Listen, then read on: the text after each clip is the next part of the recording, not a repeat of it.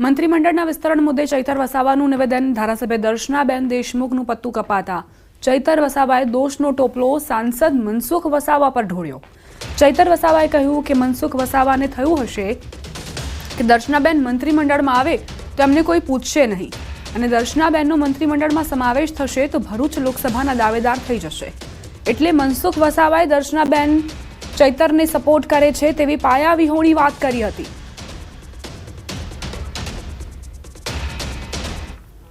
દર્શનાબેન દેશમુખને આ વિસ્તારમાંથી મંત્રીમંડળમાં સમાવેશ કરવાના છે, પરંતુ મનસુખભાઈને થયું કે દર્શનાબેન જો મંત્રીમંડળમાં આવે તો મને પૂછવા કોઈ આવશે નહીં, અને બીજું દર્શનાબેનને મંત્રીમંડળમાં સમાવેશ થશે તો એ આવનારી લોકસભાના ભારતીય જનતા પાર્ટીના દાવેદાર થઈ જશે। એટલા માટે મનસુખભાઈ વસાવાએ જાણી જોઈને પાયાવિહોણી વાત કરી કે દર્શનાબેન ચૈતર વસાવાને સમર્થન કરે છે।